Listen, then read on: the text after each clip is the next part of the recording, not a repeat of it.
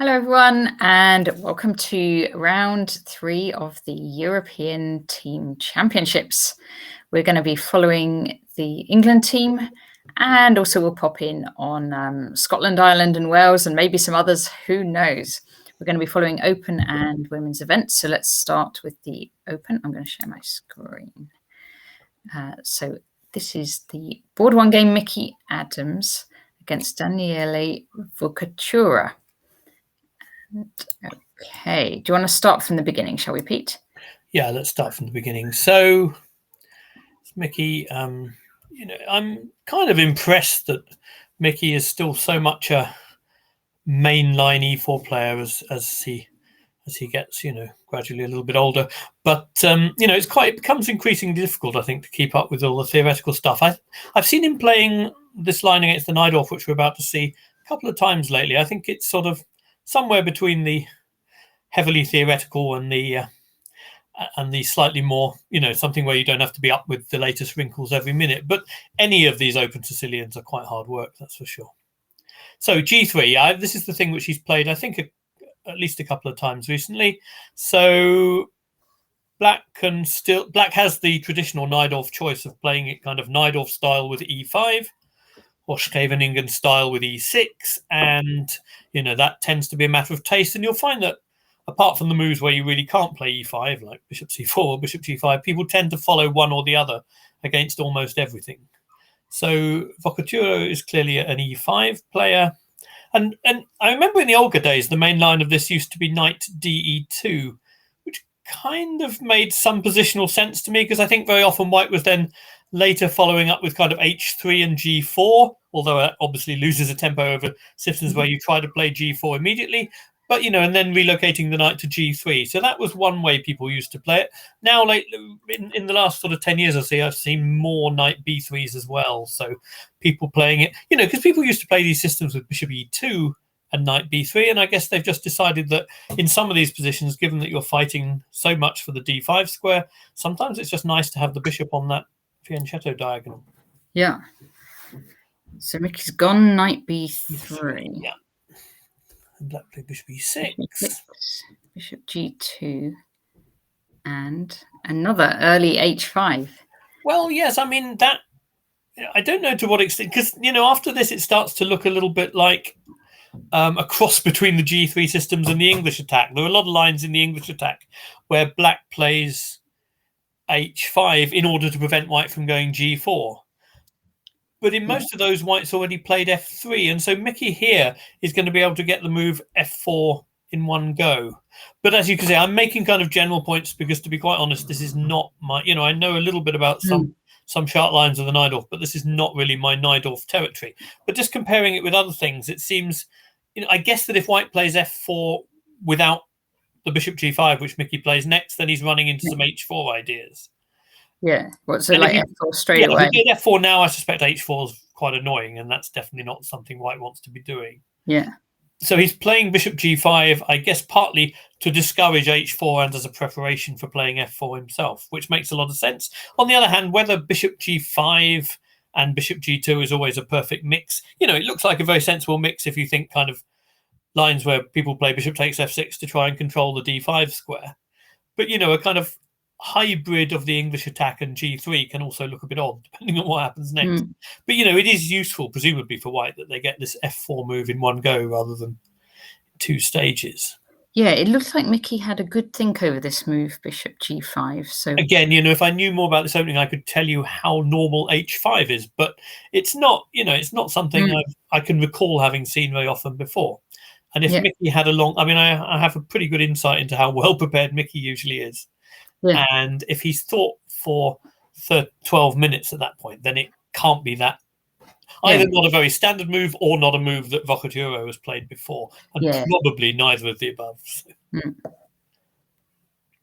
Okay, knight D7.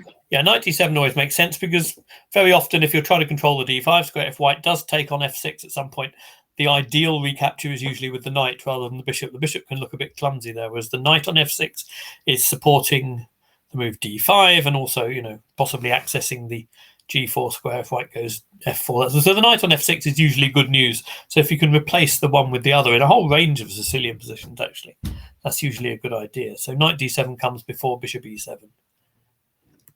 And here Mickey did do this f4 in one move. Yep. Again, I mean, that seems to mix well with bishop g5, but I'd need to have a think about it to see how well all of this mixes with a bishop on g2. Yeah. But I'm sure Mickey is, I'm sure that Mickey's following some kind of familiar plan. Yeah. plans, yeah.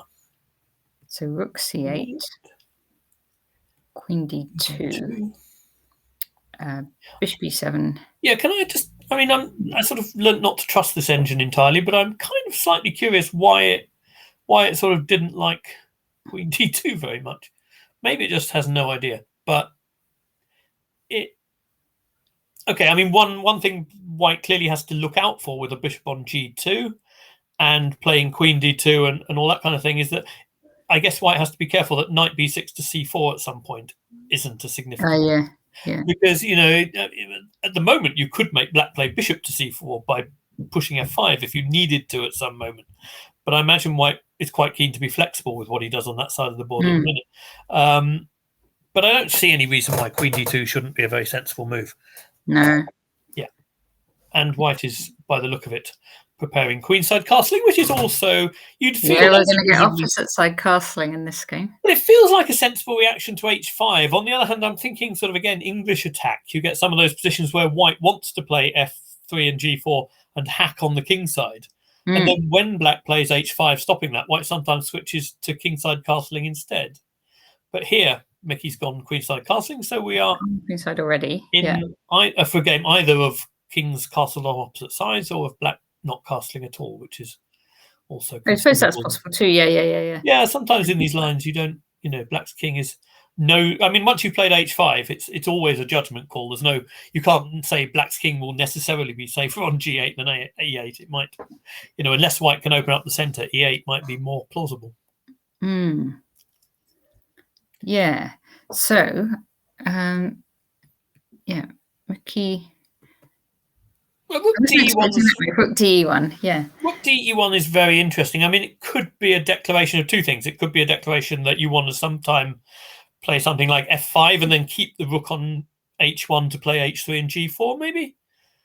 Or very likely, I suspect it's the other rook's going to f1. One of those two. No, I'm not so sure which of those two plans. But you can see why, if black is probably going to be a little bit nervous about castling kingside, you can see why leaving that rook on h1 seems to kind of make sense. Yeah, Mickey. It looks like Mickey's definitely allowing for the possibility of black castling kingside, and then. Well, I think if you start playing too much in the centre, then you suddenly get dummied by your opponent castling. Yeah. I mean, I'm somebody who's played, I think, twice in my life. I've actually got to late middle game positions and forgotten that my opponent could still castle. Oh, yeah. And once was disastrous. Once I'd kind of sacrificed a piece for an attack in the centre and then somehow forgotten that he could castle. That was against Adoyan, who was not very flattering after the game about my piece. I guess he had some case. And, it's I mean, of course, forgetting that your opponent can castle is pretty ridiculous. But, anyway, but people do sort of forget in certain contexts that it's still an option when it comes to quite late in the game sometimes. So, yeah, you've got to make sure your opponent's king, wherever you're attacking, it's a good idea to make sure your opponent's king can't just run away.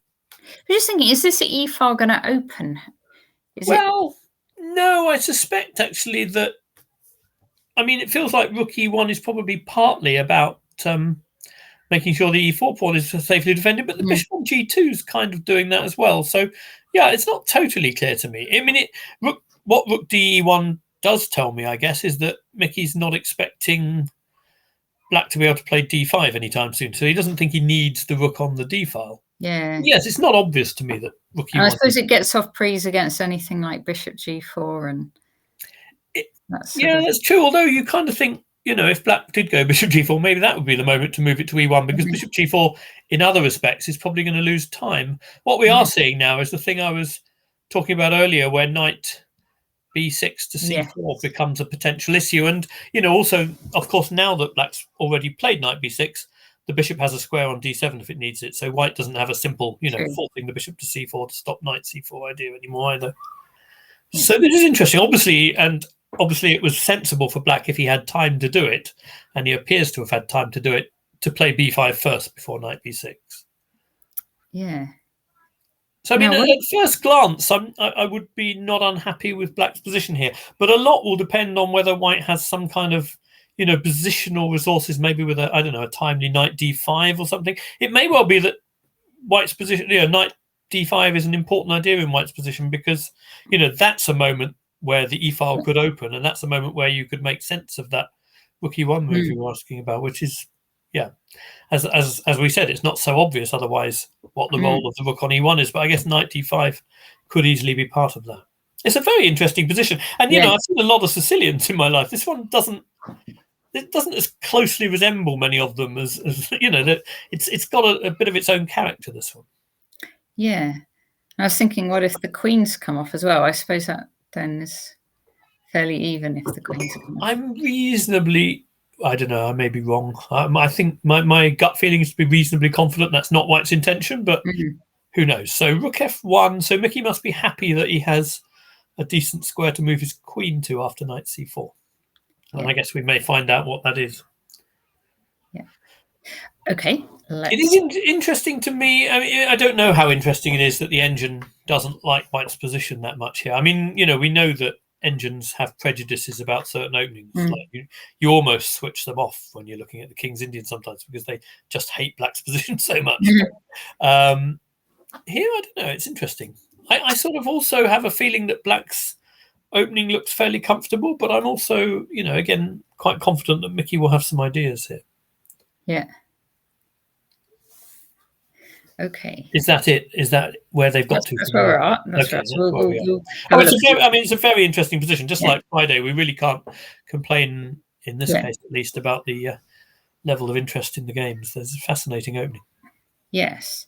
Now, you were commenting, we're going to switch to Gawain's, and I think let's flip the board. You were commenting that the Italian team was a very young team this time. This is a really young Italian side. I mean, I sort of, I've sort of been at so many of these events over the years that I often find, for years I would know most of the players in most of the strong teams. And by the way, I think given that we came close to beating Georgia yesterday, but didn't manage to do so, I think given that we've only got one draw and one loss in terms of match points so far, I think Italy is quite a tough pairing. Pretty tough.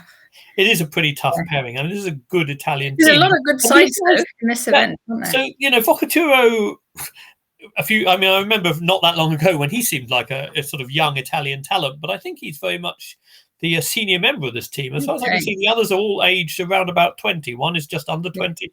The other two, I think, are 21. That's an astonishingly young side. And I mean, I don't know whether that is a matter of selection policy, because sometimes you've seen some teams, I remember Germany a few years ago, making a very clear decision that they were going to select teams with a view to building the future. But I mean, these guys are like 25, 80, whatever.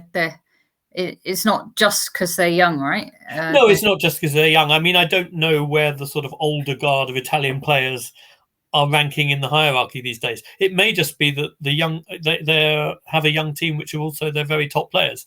But it certainly is the case that some countries have gone for that kind of youth policy, and there's usually quite good arguments to be made on both sides of that one. I think it's an interesting, but it's never clear cut. I mean, with us this year as well, it's very interesting that we finally have one member of the sort of non-old guard in Ravi Haria breaking through into the team. But to be honest, at the moment, I think at the moment, right now, given that probably Matthew wasn't available, and I'm not sure about Nigel, I just don't know what things were with Nigel. But assuming Matthew wasn't available, I think it's very reasonable to say that Ravi is probably the best choice in terms of building for the future, and the best choice in terms of a player on form likely to perform on the he's been playing extremely well. He's been playing very well. I think he sort of ticks both boxes, and I imagine that these Italian guys also do a pretty good job at ticking both boxes. But I do think it's interesting when you get a team of really young players. So I'm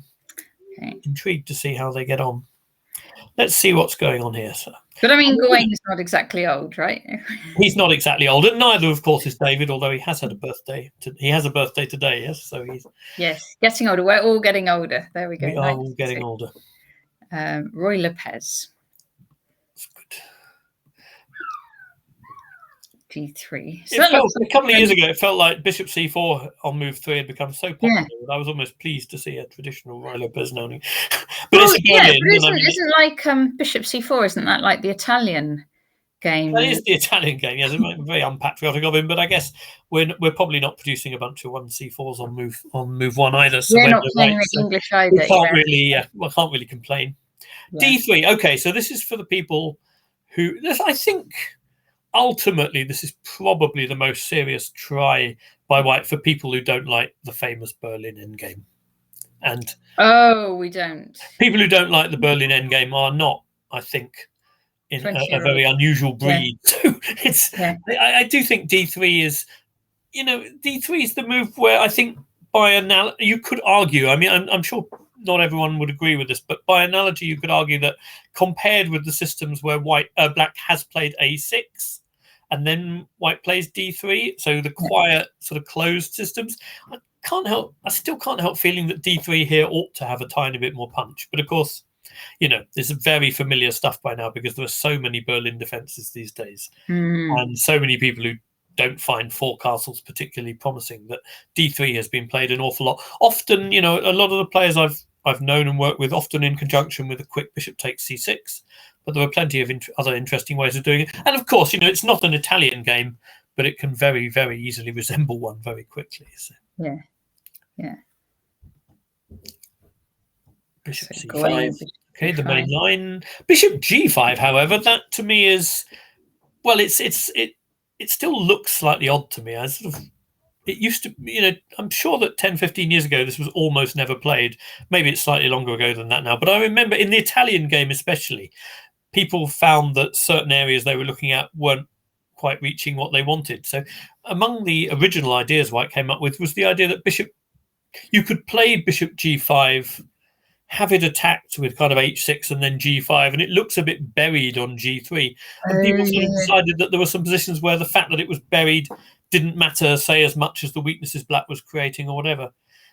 I still find that slightly odd, but it's happened so many times now, and I remember one of my favourite games ever when I was captaining the England team was Mickey on the White side. I think that one was an Italian game rather than a Spanish, but they're all closely related stuff. This whole Frenchy 155, agreed. And Freddie, we will pop in on Freddie Gordon's game in a minute. He got a very good draw against a Grandmaster yesterday, which was really nice to see. No, it was very nice to see, and we'll take a look at Freddie's game. In a little while. So h6. I mean, particularly when Black hasn't castled yet, it doesn't feel like there ought to often there shouldn't be such a downside to these h6 and g5 ideas. And it's interesting that Gawain does h6, but actually he's keeping g5 in reserve. So. So if he needs to, he'll play it, but he hasn't. Yes, again, I mean, I think it's more complicated, I guess, to play g5 when White hasn't castled and can maybe play to the bishop g3 followed by a quick h4 or something. I mean, I don't know how that pans out, but I think it's the bottom line of all these things is you need to think pretty hard about which side has castled and which side hasn't on the king side.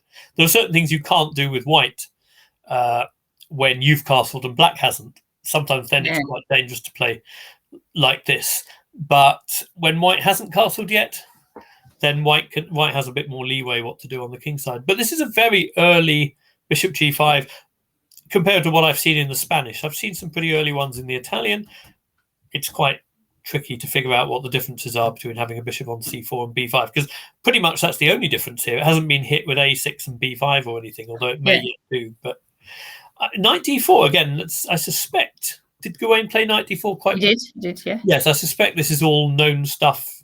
To them, but not particularly to me. I have to say, this is also, because I don't play the Berlin defense. I haven't, I've sometimes studied the options for White after d3, but I haven't looked at bishop g5. In any detail at all. So takes c3. Bishop b6. I mean, getting into that knight makes sense in many respects. You can play c6 and gain a tempo on that bishop sometimes. Black may even want to play in the centre with d5 sometime. Who knows? Yes, I think that's what Gawain's going to be doing. Knight in. So Gawain does castle. So both these games we've seen so far, the Italian players delayed castling. And knight c4, maybe going for the bishop pair. And and also looking at the pawn on e5. Yes. And Gawain does, as you say, he does d5. So it looks like he's giving up that pawn. So that move raises lots of interesting questions, not least. Well, he may be giving up the e5 pawn, but he clearly has some, he has d takes e4 coming in return. But one interesting question would be whether I don't think it's possible for white to take. I just wondered for a moment if white could take something like on b6 and then on f6 and then play e takes d5. Let's have a look. So take. I'm saying this more to note that it exists rather than because I think it will be good. Takes and takes here. I just thought we might learn something about the position to think about why it doesn't work. I suspect this doesn't work, but I guess when you play d5, you have to check it. For sure. So, yes. So what would you do? So white has not castled. No. I'm looking at moves like what? Bishop f5? Or yeah, that's possible. I'm sort of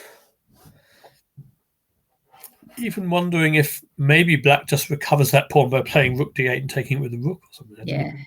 I don't know how much black needs to be aggressively seeking compensation. It may be I imagine the pawn's very hard to hold. Playing c4 would make a terrible mess of white's position. I think if black then plays c6. It doesn't look very nice, does it? C6, no, that's horrible. C6, I think, and the bishop is lacking any. It has no square at all, actually. Or black has the break with e4 and all and white's whole position's collapsing. But bishop c4 might be slightly more of a question. Well, certainly more of a question than c4. So bishop c4 here. Yeah. But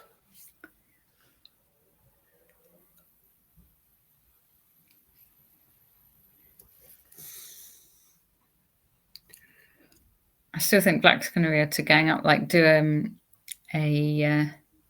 c6 move and then bishop f5 and.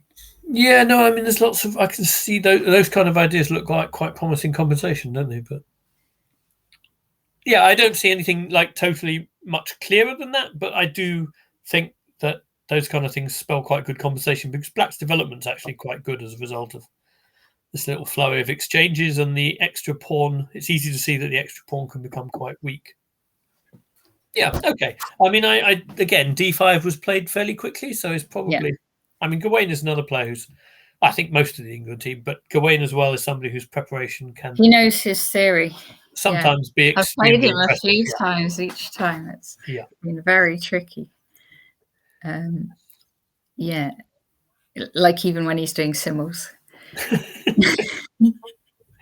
Yeah, I doubt if he's preparing specifically for the simuls, is he? Or? No, not specifically, but he kind of knows it all. You can tell. Yeah, no, I think if you know it well, you kind of. Of course, a lot of players have studied far, far more theory than they're capable of remembering, and people do prepare before specific games in order to bring it back to the sort of surface of their memory. But yeah, there will be a lot of stuff which could look quite impressive, which Gawain will just know, I think. Yeah. So okay, c6, bishop back, and now he recaptures on d4. Yeah. Okay, so what if white just recaptures? Or we got like. As a. Yeah, okay, it's not so obvious how to respond. It feels wrong to just. Did white play d4? I wanted. He hasn't moved yet. No, he hasn't moved. Okay. I assumed that d4 supporting the knight was most likely. The computer doesn't like it, that's for sure. It doesn't like it at all. I'm just trying to see why it's so disastrous. So. I was thinking, maybe if you do like queen e7 or something, if the knight moves, you could take on e4 and you're forking all those bishops. Yeah, no, I thought if you play Queen E7, I was pretty sure Black must be trying to. Sorry, White must be trying to support the knight, with F4. possible with F4 or something. But it's quite possible that is very bad. I mean, as you probably need to consider, although it. Oh, I don't know. No, there's too many things going on there. If you could consider G5 for Black in that position, probably, although it looks a bit crazy. Oh, just here. Well, no, Queen E7, F4, and then G5, perhaps.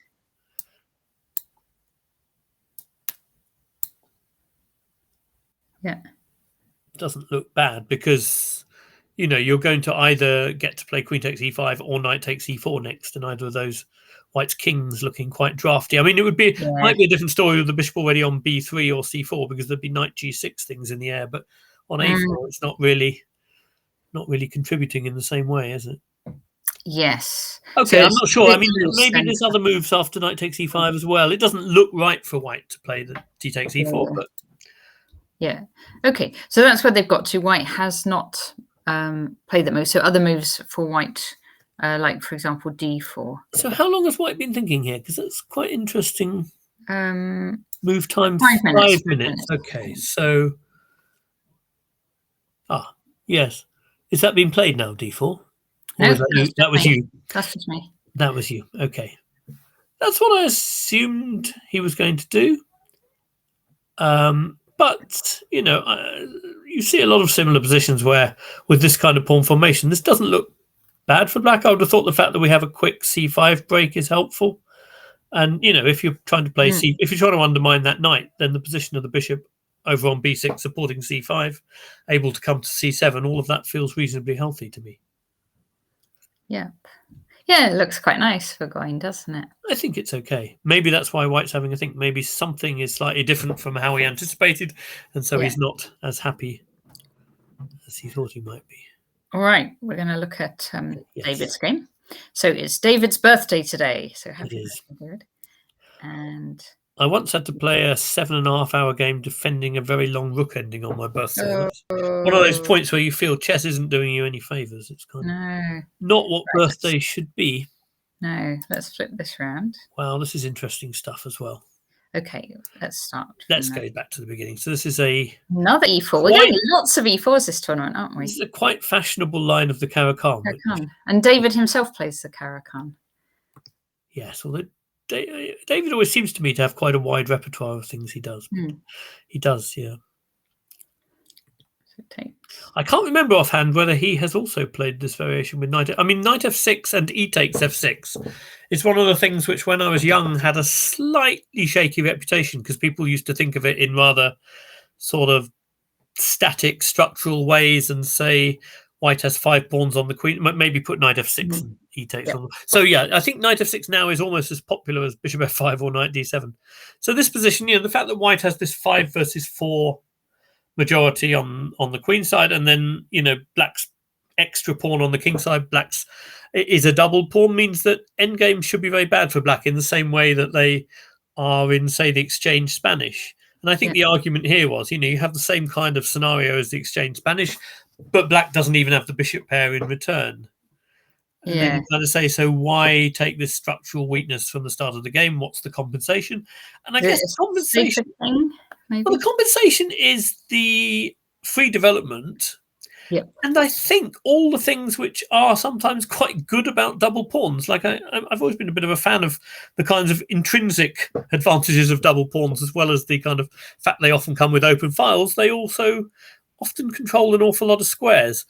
And so this f-pawn coming forward with its f-pawn that's behind controlling squares which would otherwise be left adrift, I think people have gradually come to see the attractions of that. And the other thing that's happened is that the line White plays in this game, the line David plays, used to have a very, very good reputation. And whilst it still has a good reputation, Black has come up with a still relatively recent idea on move 9, which is now, kind of theoretically, I think, where it's at. So almost all the work on this now, I think, concentrates on the move Black's about to play in a couple of moves' time. So White goes queen c2, attacking h7. Black plays rook e8 check, knight e2. And now the old books used to confidently say that Black had 3 ways of dealing with the pawn on h7, Mm. you would either advance the g pawn to g6, shielding it, or you would advance the h pawn to h6, which, well, I'll come back to that in a minute. And the third way was to play king h8, with the idea that if white takes on h7, you trap the bishop with g6. That's a strange looking one. It looks a bit hairy. I played that a couple of times when I was young, actually. Yeah. I even beat Jonathan Mestel with this one. I was quite young, I think, but it didn't have. I don't think the win owed very much to the opening, or indeed to the middle game. But anyway, for some reason, people thought in terms of those three moves. Yeah. And then only later did they come up with the idea of advancing the h-pawn 2 squares. And I suppose it's a bit like what I was talking about with Mickey's game. You kind of have this slight prejudice that if black is castled and has to play h5, that's going to be kind of really risky. But they're all doing it these days, Peter. They're all doing it these days. And in terms of squares, after h6, the white squares on black's kingside look really miserable. And somehow h5, although, it doesn't do the f5 square, for example, any more favors than h6, still the fact that it can come to h4 and capture some squares of its own somehow seems to make this a lot more interesting than, the lines with h6. I mean, I think basically g6, the point is that g6 is met by white going h4 with a very powerful attack. Yeah. And that used to be analysed with kind of Sicilian-type precision to see whether black could find counterplay fast enough to meet white's attack. And that was really hairy, I think, for black. And then this h5 move has resuscitated the whole thing, and it's led to quite a fashion of the line. I'm still a little bit torn here.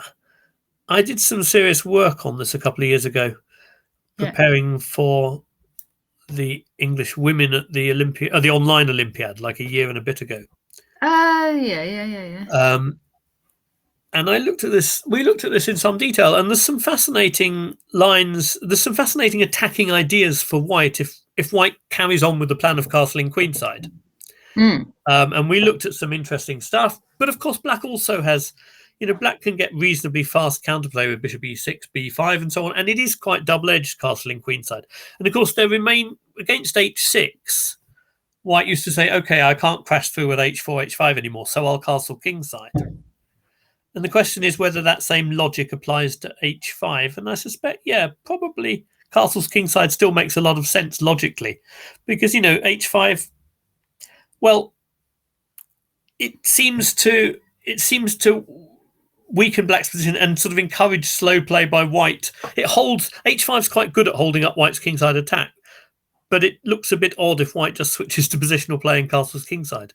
On the other hand, I think there are plenty of games to show that h5 is still quite viable. So anyway, David's gone. Yeah, interesting to see what David does, because David actually castles kingside here. He does castle kingside, which is, well, I mean, it's logical, but I must admit I've struggled to find anything massively convincing. I think probably that black's position is just sort of okay. Yeah, I think it's fair to say it's better than it looks, because I don't think at first glance it's obvious that black's position is okay. But I mean, one of the things white would like to do now is exploit the f5 square, possibly knight g3 to f5, something like that.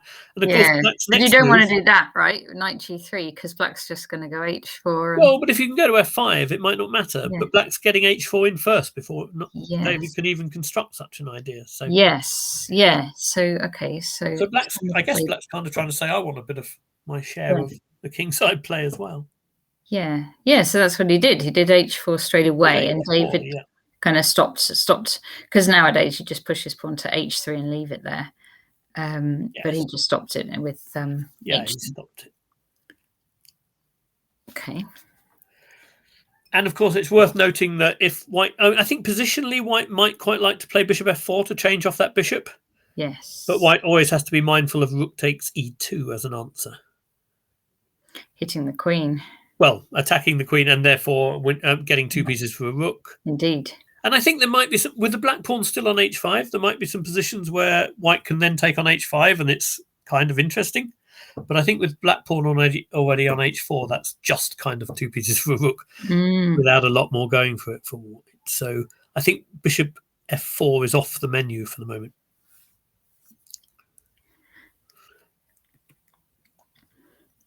Knight d7, that's very logical. Bishop e3. Yeah. Knight f8. And knight f8. Now what's he doing? He's going to... Well, I think, if you could play g6, f5 and knight f6... no, even then you might not prefer that because it might get pinned with bishop g5 and then the h-pawn's quite weak. But g6 is anyway out of the question because a bishop takes g6 in very many positions, unless there's a knight on f8. So knight on f8 just solidifies black's kingside to quite an extent and just prepares to develop that bishop on c8. I mean, I don't think, I think black's attitude in these positions these days is that, okay, white might have a great pawn ending, but we're an awful long way away from the pawn ending. And I have plenty of dynamic chances along the way. Yeah. I mean, sorry. Yes, David's now coming in actually on the queen side. Yes, I like c4. I think it's important to kind of claim back some squares and to find a plan. And knight going to, whether it goes to f4 or c3, a plan of maybe at some point pushing c5 followed by d5, or in some cases d5 even without c5. I think that pushing that extra center pawn is one plan that springs to mind for white in these positions. And I think black needs to be a little bit mindful of that. Black's plan may, as we see in the next couple of moves, be as crude as something like bishop d7 and queen c8. And then because of this h5, h4 and the bishop on d6, at least floating the idea of a piece sack on h3. Oh, we're going to see a bishop takes h3. So I don't know if we're going to see one. I mean, it'll all be in the notes. Assuming that black calculates correctly, I sort of think we'd only see one if it was quite dangerous for white. But there's a lot of... This is what I mean by some quite interesting dynamic ideas in black's position. And bishop d7, rook f1, queen c8. So how's David's time consumption? It's actually not that bad overall. He's got 40 minutes left. Both sides have spent quite a while, actually. Queen c8, you'll notice black spent 18 minutes on that. Yeah. You can see why, because it's one of those things. When you play queen c8, you kind of have to know that there will be some positions in which bishop takes h3 is dangerous. Otherwise, you probably wouldn't put your queen on c8.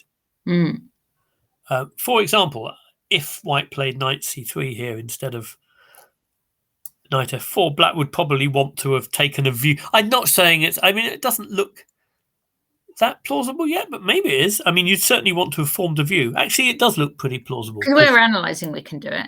Yes, we certainly can. I think we probably should do it. I think it's very dangerous because black's threatening... Well, he's threatening bishop h2 with at least a draw. Yeah. And, okay, white can play bishop f5 here, which stops bishop h2 being a draw, but then there's queen h2 check, and you don't cash in with queen h1. You might even push the h-pawn to have queen g2 check, or you might just play some moves to gain back some space, g6. I don't know, it just looks to me like this is I'm not sure h3 is a good move. I think I might want to keep options on that one. Yeah. But, it looks a little bit unnerving. I'm not at all sure whether this is enough for a piece. G6 and f5 springs to mind, because then you have an additional idea of trying to play f4, and then, if everything goes right, queen h1 might be mate. But it's complicated stuff. Yeah. But I think the bishop may naturally drop to e4 to try and stop queen h1 ever being mate. Although then you hit it with f5, so it's... No, it didn't like that very much. Maybe that was asking too much. I don't know. It's a very complicated thing. I would want to spend quite a bit of time after g6 with either colour, I think. Yeah. So it certainly, anyway, dissuades white from moving the... Well, I think it certainly gives white pause for thought, doesn't it? And, I mean, it's not a bad strategy to give white something to worry about, even if it's not actually 100% sound. But it may well be sound. I mean, it does look quite scary. Yeah. So actually, David brings the knight the other way. So knight f4 is the move of someone who's taking bishop takes h3 seriously, isn't it? Yeah, well, it certainly stops it, that's for sure. Well, it does stop it, yeah. Yes. But I think, but I would go as far as to say, I think if you weren't at all scared about it, you would go via c3 and have extra options with that knight. I mean, it may be headed somewhere exciting now, but it's not. Oh, it is headed somewhere exciting. Well, knight h5. I suppose you could go knight h5. Well, that's what he's about to do. And then, So queen c7 to hit it.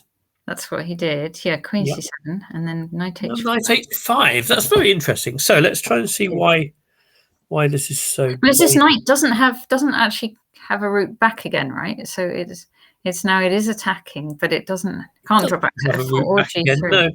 I mean, I'm just wondering whether something like bishop h6, pawn takes queen d2 is already a serious possibility.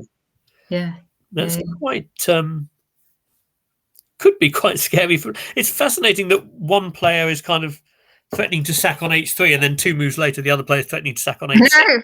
I kind of like the. There's almost a sort of revenge element to that, isn't there? Don't you do that to me? But yeah, I think bishop 8. The fact that bishop h6 looks like a serious possibility, because after g takes, okay, there's knight takes f6 as well, which is a decent safety net. But queen d2, you're threatening a mix of queen takes h6 and then knight takes f6 or queen g7. It looks very scary, actually. So black needs to find some move that deals with that, I guess. Yeah, so black actually played knight e6. And then David did queen d2 anyway. Well, queen d2 anyway, but sort of, is a quieter option because he's doing the second bit of the combination before the giving up the piece bit. Exactly, yeah. So now if he were able to play bishop h6, I'm absolutely sure that g takes loses to queen takes h6, but I'm less certain whether there's a really horrifying threat in Why move like bishop f8 maybe. Oh, queen takes h6. It's just because you're going to get queen h7 after that, and well, I mean, one threat is the old traditional bishop h7 to g6 and queen h7 takes f7 mate sort of standard pattern. But there's also knight takes f6 mate is a pretty decent threat as well. It's the dual attack bit of it, as usual, that would frighten the life out of me as black. But if black were to meet bishop h6 with something a bit more prudent like bishop f8, then I'm not so certain. Yes, how scary that is. Threat. I mean, another thing in white's armory here is definitely a timely d5, particularly now that knight's gone to e6. Oh yeah. Because I mean, an untimely d5 probably just gives black an extra square for that knight on c5, but a timely one, in conjunction with, say, the c-file opening or something, you could see. You could put your rook on c1 first, and I don't remember seeing this plan with knight f4 to h5 before, but it really is very interesting. I rather like it. And it'd be interesting to know if David has seen it before, or whether this is an over-the-board. I'm sure he would. I would have thought he would have, yeah. Well, he might have seen it in preparation. I don't know if it's been played before. It may well have been. I mean, it looks pretty plausible, and the engine seems to immediately like it, so it may well have done. But I like this idea a lot, actually. Yeah. But after queen d2, and by the way, it's probably worth mentioning that, I don't know, again, the engine's assessment goes down wildly after knight e6. When white plays queen d2, it suddenly becomes a lot less enthusiastic. I don't know if it had something else which really you want me to have worried it for black. Well, I'm I'm not sure if I do, because we'll have to find it then. But it's it's kind of interesting to ponder. Okay, so d5 idea is not, because I'm pretty sure, despite what I said at the beginning about endgames and all that sort of thing, in this position, white's quite heavily committed to attack and doesn't want to change queens. So, but I wonder if there's any. Would be a passed pawn, though.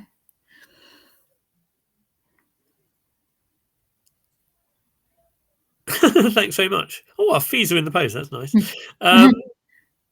But if you play this system often with black, then we might ask you for your opinion on what you think. What else? Yeah, blue grey haze, you're going to need to give us some moves now. Yeah, please. That would be nice. Yeah. You may not even have to send a fee in that case. Yeah, queen d2. But maybe d5. Maybe it is d5. Well, I mean, try it, but I'd be amazed if the right way to play this for white once you play knight g5 is to change queens. I just don't like, because like you said, the knight doesn't have very many squares back anymore. Yeah. And if you haven't got squares backwards, you kind of want to have the forwards option, don't you? Yes. Otherwise, you don't have anywhere. Sorry, that was a bit blindingly obvious the way I put that. But yeah, very interesting. I mean, I don't know whether there's some.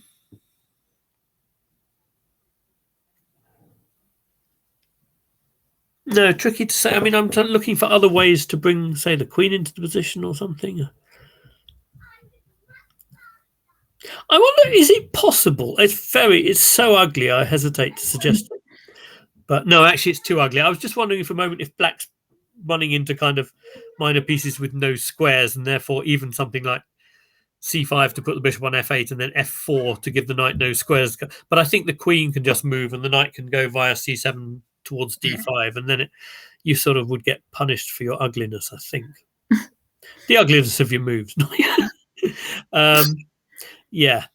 Okay, let's see. So let's see what happens after queen. So after queen d2, again, it's interesting to ponder why the engine wasn't so impressed by that, because I like that move in many ways. I like the fact that it's got these bishops. I'm going to tell you what the engine thought of this move. Yeah, Queen d1, the engine. Queen d1. I did wonder whether the g4 square was more attractive, but I couldn't see. I mean, I think that's where the engine differs from the human, because the human is instinctively wary of the g4 square when it's on the same diagonal as that bishop. So we just kind of assume that some knight g5 or something is going to be annoying. Yeah.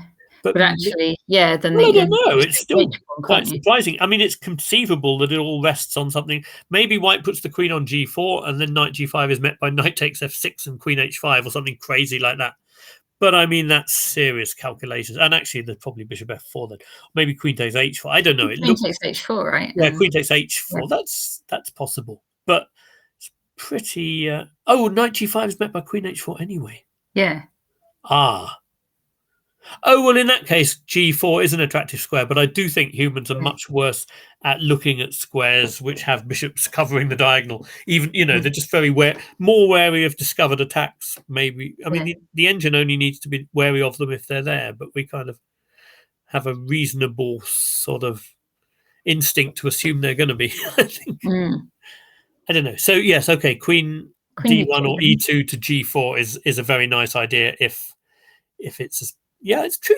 Then you realise another downside of this h4 pawn is that it may just be hanging in those. You may be able to take it. Yeah. That's a very sound thought. Okay, but queen d2, I still like white's position. Although it's true, it seems to rest more heavily on a specific kind of bishop h6 hit, whereas the queen going to g4 maybe doesn't require such kind of accompanying violence. I don't know. It might be sort of, you can do that in a more peaceful way, perhaps. Okay, and black, we do have one more move now. So black has played queen back to d8. Okay, so he's a man who took all this quite seriously. I suspect you would. Okay, queen d8 does. I mean, my very first thought is I don't think positionally. I'm not sure. I still don't think I particularly like it, but it does raise the possibility of d5 being in the position without an exchange of queens. Yeah, I wouldn't put it any stronger than that, but it does open up that possibility, I suppose. But, if you were to go d5 and then try and go sort of bishop d4 and try and make some crazy sack on f6 work or something, I think bishop e5 is normally going to be an adequate response. When you go d5, you are giving black extra squares as well. The bishop coming to e5 might be one unwelcome. Maybe white just wants to swap minor pieces and then have the endgame advantage and try and take the I doubt it, and I'm not sure how easy that is to do, because knight f4, I guess we could play bishop takes and then knight takes d4. I mean, white needs to cover that d4 pawn a little bit to do that. I just wondered, queen d2. No, I don't think it's enough for white to provoke the move g6. I just wondered he ever had any kind of rather primitive bishop c2 and queen d3 with a nice obvious plan attached. But I think black's going to be able to play g6 in those positions, so probably not. So yeah, I still like the visuals of white's position, but it's less clear to me than it was what he does next. I mean, f4 to f5 looks not inconceivable as well, but true. Because once you've done f4, you've got just like queen f2 to take on h4 as well. Perhaps, yeah. I mean, and if black goes g6, then you would want to go f5 rather than having... Well, you can't move the knight. You would have to go f5, but I think you'd be quite happy with that outcome. Yeah. So f4 probably can't be met by g6 because of f5. But, there's a lot of moves white's making with his pawns which have sort of dynamic advantages, but they can create weaknesses if it doesn't all come off. I mean, f4, I haven't checked, for example, whether as a reply to that f5, bishop takes g6 gives the knight a problem. It may well do. Yeah. That knight is a little bit, like, as you said at the The beginning, knight is a bit stuck, so it's it a bit has stuck. to be careful, doesn't it? Be careful of the horsey. Well, I mean, if you really wanted to do your plan of changing minor pieces, you could play bishop c2 and then play knight f4 when the d4 pawn's not hanging anymore. Yes. But I don't know. I kind of because that also sort of it would feel a little bit things like queen d3, doesn't it? Yeah, it would feel a bit odd because White's moves look so sort of oriented towards a kingside attack. But of course, maybe that's just how it looks at first glance, and going to h5 is not a ridiculous route towards going back to f4. I don't know. There's a lot of interesting possibilities. Is it Davy's move here?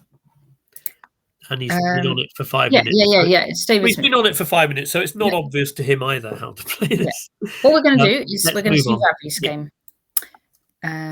Okay, so Ravi is playing black. Here we go. And I'm just going to flip this board as well. Wait a minute. Let's have us flipboard. Okay, two IMs, two young IMs playing against each other. Lorenzo Lodici against Ravi Harrier. Thanks, Blue Grey Haze. That's an interesting comment. I mean, I think Howell's approach is more balanced, but I think it sort of depends a bit what he does next. We can see whether it's more balanced or whether he's going all in. But yes, I suspect there may be. But there's definitely some clues. So White, it's interesting. All right, it's a full house. All games starting 1e4. Yep. So this is a French defense. We've had 4 different moves from Black, haven't we? Because we've had an e5, we've had a Sicilian, a Caracan, and a French. So we've got. What more could commentators ask, really? What more could we ask for? Okay, d4. As a d4 player, I could probably ask for something else. I like the e4 ones. I like that. I like e4 ones too. I mean, knight c3, knight f6, e5, knight d7. This is very interesting. I mean, I've looked ahead a move here. This is really interesting because when people go knight ce2, I always assumed that was a prelude to playing with c3 and then f4 and then knight f3 and playing it. Whichever way you do this, it resembles variations of the Tarrasch defense as well. But that one always resembles the lines of the Tarrasch where White wants to go f4 as well. But there's also, I've very rarely seen knight ce2 in conjunction with then not playing f4. Just settling for knight f3. And I think what White's going to get here is going to be very similar to a Tarrasch, except that he hasn't developed his bishop to d3. Hey. And at first sight, that doesn't look terribly logical. But of course, if he can play knight f4 quickly and make some use of that, then it could be interesting. But, first impressions are a bit odd because I think it's sensible always to compare these things with the Tarrasch. And it would be odd if it was better not to have developed your bishop to f3 before you put a knight, d3 before you put a knight on e2. But we shall see. Like it to me. c5, c3, knight c6, knight f3. Okay, so he doesn't do this. Yeah, he didn't do f4. He went knight f3. This is what I haven't seen very often before. Yeah. So, if it was a mainline Tarrasch here, White would have the bishop on d3. Yeah. And then Black would have kind of an extra move or something. Okay, so this certainly prevents certain ways in which Black plays that mainline Tarrasch because many of those lines involve a quick f6, and in that case, knight f4 would be pretty strong, I think. I think a quick f6 by Black is ruled out by knight f4. So that's one obvious advantage to the way he's done it, but it's very interesting. Yeah, that looks really scary for Black. That must be the main idea. I think the only legal move that vaguely decent move is queen e7, and I can't imagine that ending well. That's not what you want. Yeah. I don't think that's what you want at all. Okay. Interesting. So what will Ravi do? Just develop. Yes. So Ravi played bishop e7. Yeah. And then a3, that's another very interesting move because I don't think... I thought White might have done something with kind of h4 and then trying to play knight f4, knight g5 very quickly, that kind of thing. That sort of feels consistent with what he's done. But I guess there must be some reason why he wants to do a a prophylactic move on the queen side.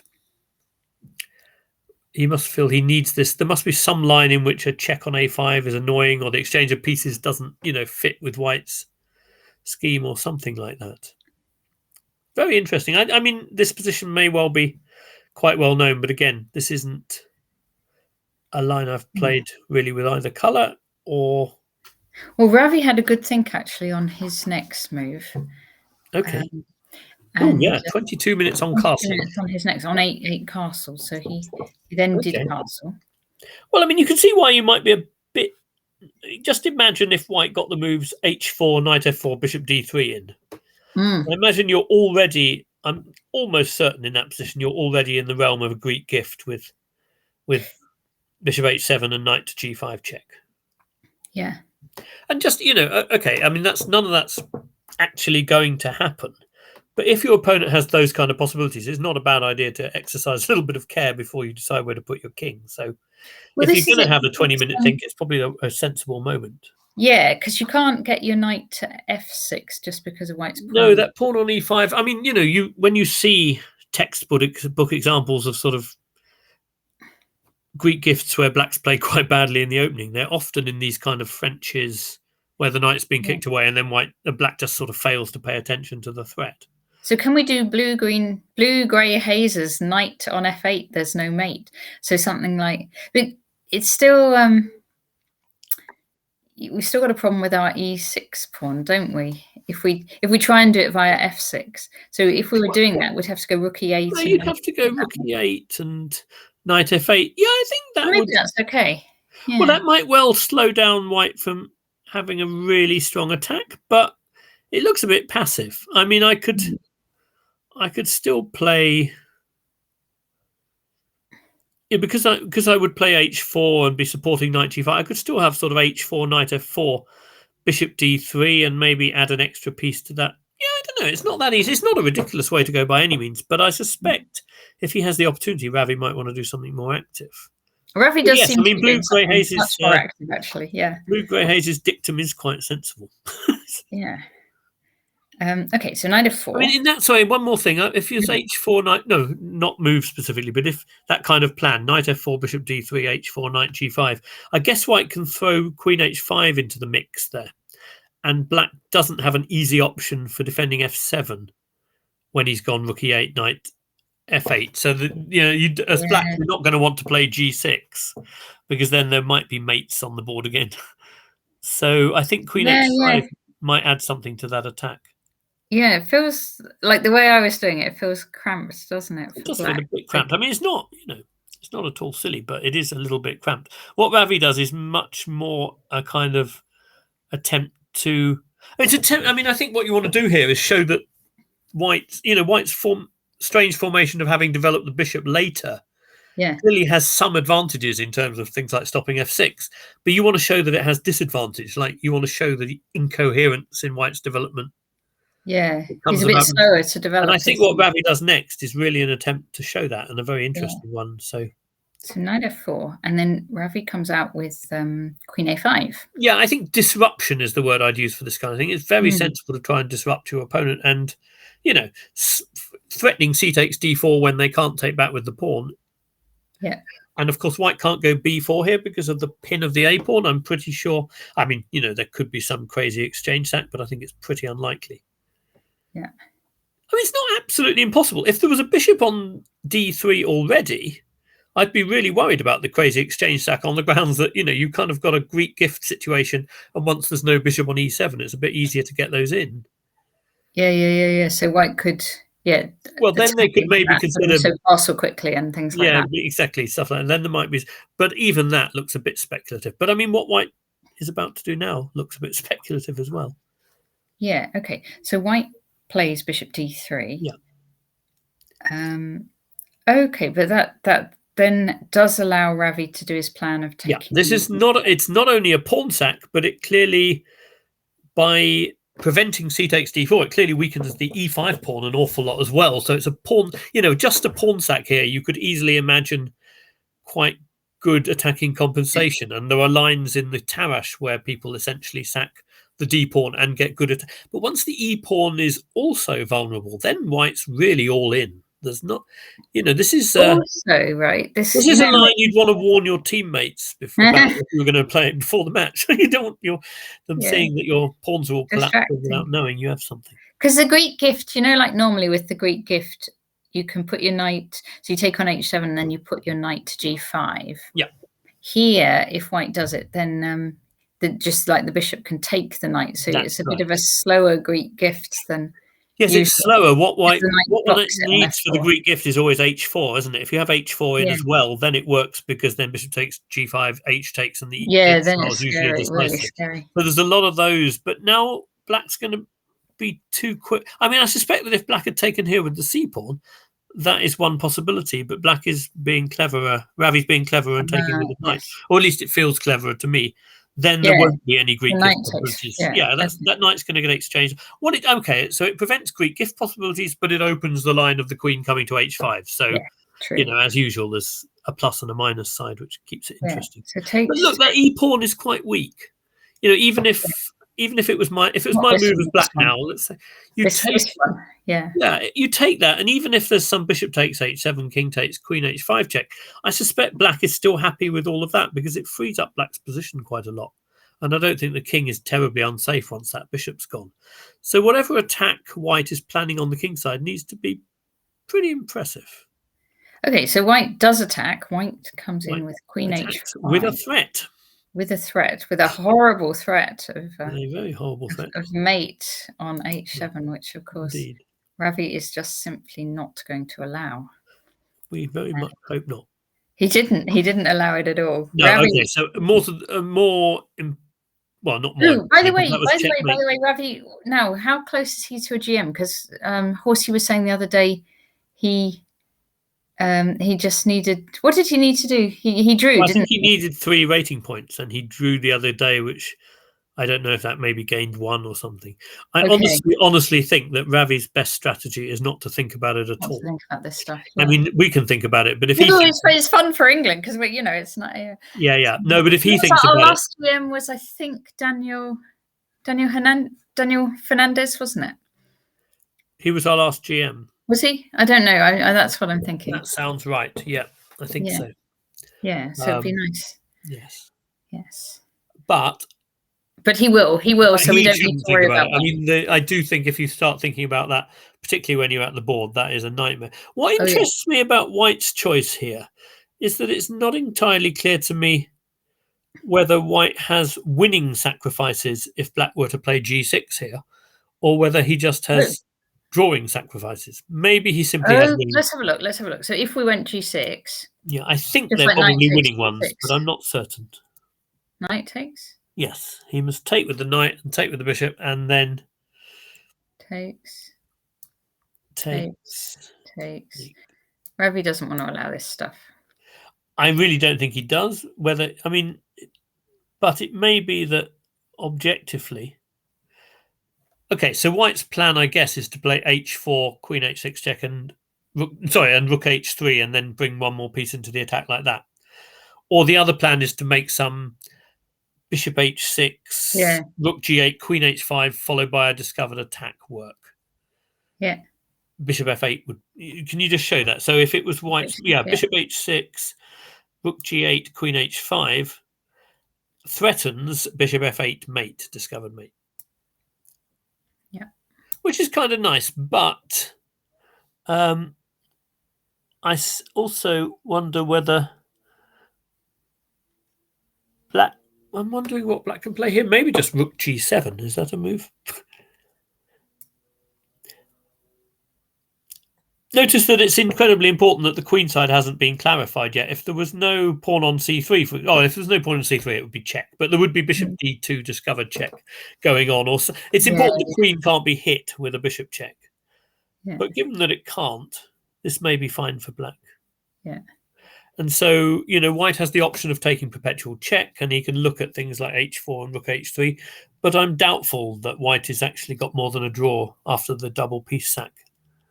Nonetheless, Ravi's move f5 looks like a good move. And, yeah. So f5 just kind of cutting out those lines. Yeah.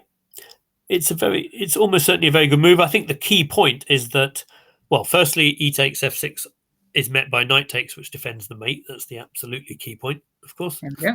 Without that, it would not be good.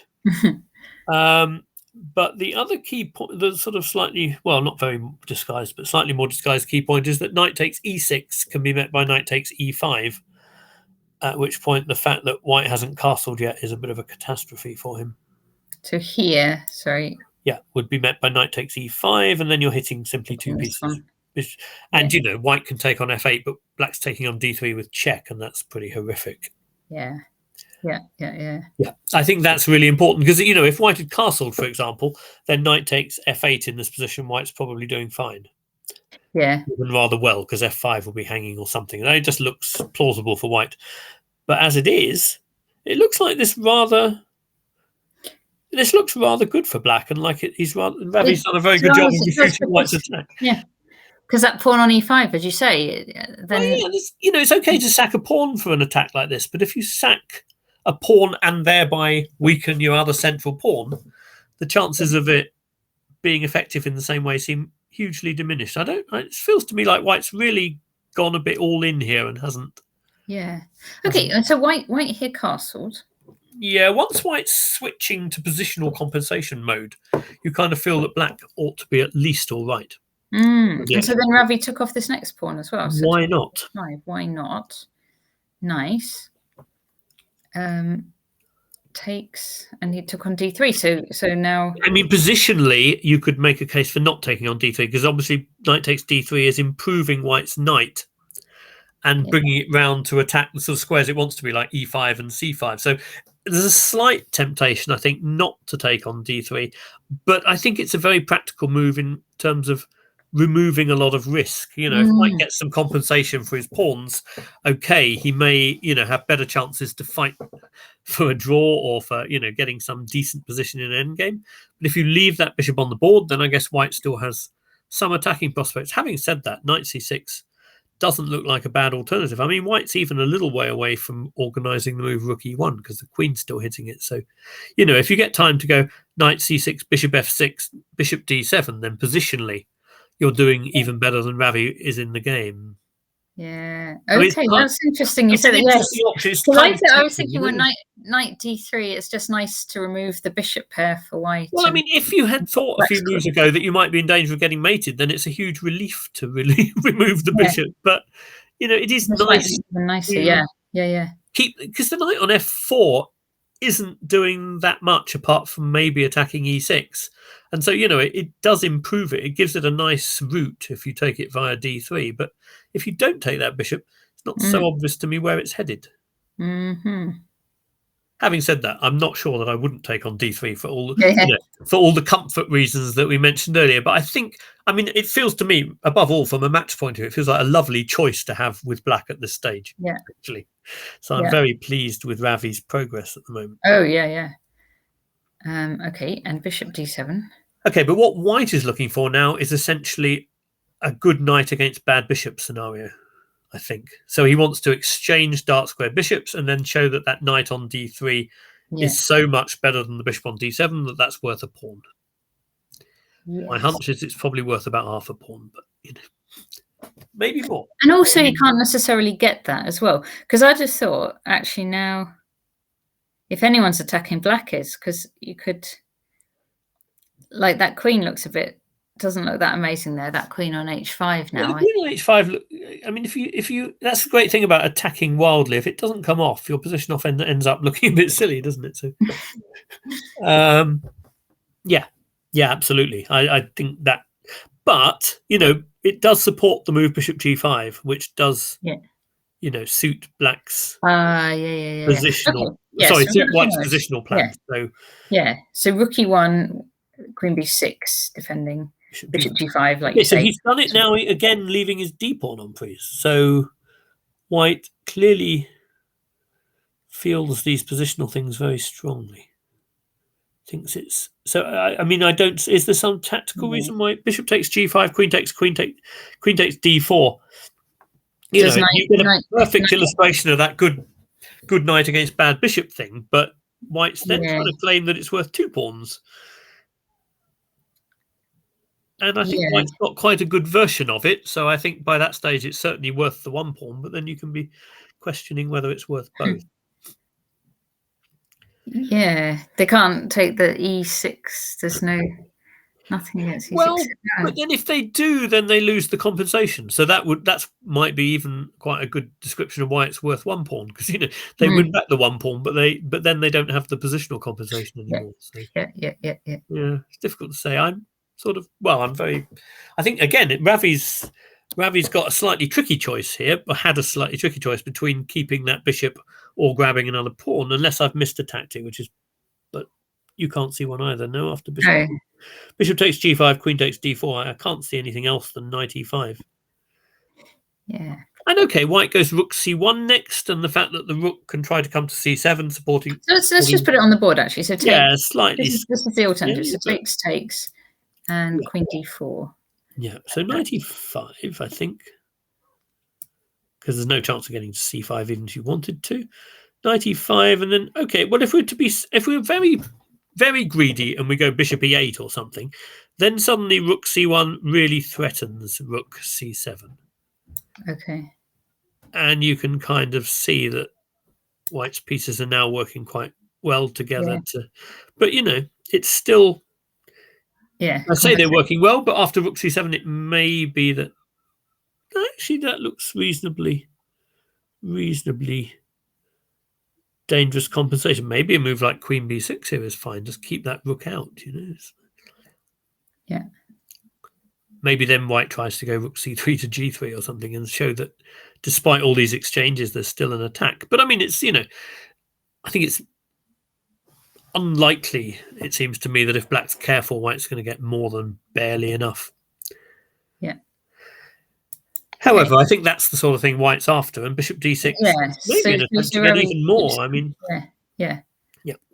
Here and queen h4. So again, it looks like still continuing this strategy to try and exchange. Yeah, bishop e7 or bishop f4. Bishop I mean, bishop e7 would probably be a nice version if you could get it, because then after takes, you don't. Well, actually, you still have to worry about queen takes d4, but at least the bishop on d7 is hanging, and you probably don't have to worry about it very much. Yeah, so that's a good and I think rook f7 is very logical because Black's trying to stop. Yeah. I mean, maybe rook a e8 was also a move to consider, but rook f7 looks reasonable. But okay, I mean, I still like this for Black, but I'm not sure that I would have chosen this over grabbing the second pawn. Mm-hmm. And in general, I'm quite into me compensation. I don't think I'm generally very greedy where there's positional compensation to be had, but I think this was a close one. But as I say, I think either way, it's pretty pleasant for Black and looking quite promising. Yes. So he's a little bit lower on time. He's got 15 minutes left. Oh, that's I mean, even I think that's a bit more than a little bit lower. That's sort of, that's semi-serious. I mean, he's got like 20. It's 40 moves. I think they get extra time. So they do get 30 seconds move, but he's still got to keep it. He's got to play pretty fast. Well, my rule of thumb is my rule of thumb was that even kind of normal games, I found worst case scenario I should have half an hour left for 20 moves when there was no increment, and sort of when there is an increment, you want to be having 20 minutes per move plus the 30 seconds each time is equivalent to half an hour. 15 minutes as opposed to 20 feels to me like even I would regard that as time trouble. Yeah. Okay. I think what White's done. I mean, I don't think White's opening has worked out at all well here.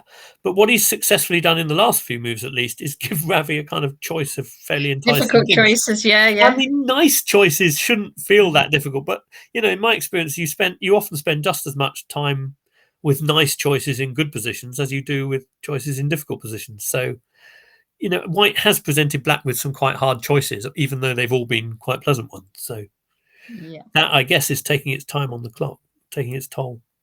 Righty, we're going to let's look at some. Let's have a quick look at Freddie since we promised to do that, and then we should look at the women. Yeah, Freddie. Oh, it's too late, unfortunately. Oh dear, too late to look at Freddie. Okay, we could see Graham Morrison though, because that one's looking. We could. That's looking. Let's have a look. That's excellent. Quick check on Graham Morrison. Do you want to flip the board? For Scotland, I'm going to flip us to Graham. Yeah. That's white. Oh, this looks like a sort of almost, well, Can see what it was? almost ideal, Four. decent advantage Grunfeld, doesn't it? It looks like White's, there's so many nice things going on from White's point of view. Quick F4, E5 is possible and that sort of thing. And Black hasn't got any of the really usual play on the queen side. What Black has, I suppose, is the possibility to try and change some pieces. And if you change the wrong pieces, which is one of the reasons the Grunfeld has some fun for Black, is that if White changes the wrong pieces, Black always has these 2v1 pawns on the queen side, and sometimes that amounts to counterplay. But I like this for White. I mean, knight e6 is a move you might want to kind of have as, you might want that to be part of a specific plan. Yeah. Oh dear, that was harsh. Yeah, knight e6, I don't know. I mean, I was looking more at stuff with f4. Well, I only just started looking, but f4, e5 was the natural thing to try to make work. But obviously the d pawn being attacked and the fact Black could change all the rooks on the c file was an issue. Here, I guess Black's most obvious strategy is still to change all the rooks on the c file. Yeah. And then I guess White has some ideas like queen d2 to h6, supporting that knight on e6. Okay. And then I guess the question is whether a move like queen g8 is just hideously passive, or whether you can get away with it if you're... Other thoughts that spring to mind. I mean, one of the nice things about White's position is that Black's knight on a5 is rather cut off. I wonder whether there are any positions where knight c6 becomes possible because the knight on e6 will then hang, but probably not. I think knight g5 check or something would be a useful... Yeah, but I like your idea of rerouting the queen over to the king. Well, yeah, I wonder. But okay, I think Black is going to change rooks unless there's some drastic reason not to, because it's hard to see much else for a plan, isn't it? Yeah, I'm not crazy about knight e6, but maybe it's good. Maybe it's good. I mean, it's certainly a lovely square. It's difficult to turn it down, I suppose. Yeah. Yeah, queen d2 is one possibility. There may be others. Yeah, I mean, if you could find some way to defend d5, you could go e5, f takes queen h4, sort of hyper-accelerated queen over to the king side. But, wait a minute. Maybe his idea is that if Black takes all the rooks off, then White can maybe consider e5 at that moment where the queen's... No, I don't think that's right, because I think then you're really running a risk of Black's queen playing... queen c4 or something would reactivate the queen quite well, and then it's kind of anybody's guess. No, I think maybe the queen d2 plan is... I mean, it's also possible you don't have to take on c8. You could meet rook c8 with queen d2 immediately, just getting to the right diagonal. Yeah. I'm not sure. Okay, it's looking... It's a pleasant advantage, even if it isn't that huge an advantage. Yeah. Has rook c8 happened, or is that... That's no, you. no, That's all you, isn't it? Okay. Speculation. Yeah. Yeah. Okay. Well, it's certainly more pleasant for White, although it is one of those positions where... I mean, I think queen d2 seems quite likely to force Black's queen to go quite passive, unless I'm missing something. So... Yeah. Okay. I mean, if you force Black... Sorry, one more thing. If you force Black's queen to go passive to g8 or somewhere, then you can do one of those re-switching of your own queen. If you're not going to make progress on the king side, you go back to c1 yourself and take the c file. Yeah. Maybe Black has to go queen b8 or something to stop it. That feels a little bit awkward. I mean, I feel there must be some way of doing something clever to increase the advantage if that happens. Yeah, no, I quite like it. And I trust Graham to put on some pressure here as well. Yeah. Looking good for Scott there. No, that's good. Okay, right. We are going to do a quick switch across to the women's event. Yes. So if I just do this. Right, here we go. Natasha, actually, could I do what I didn't do last time and take 5 minutes? Break, yes. Exercise my leg and so on, because... Fine. So we'll do 5 minutes. I will. What I will do is end the stream, and then we'll start again in 5 minutes' time. Okay. Thanks. Okay. Thanks all for watching so far. We'll come back to the women's event. Okay. See you. Thanks.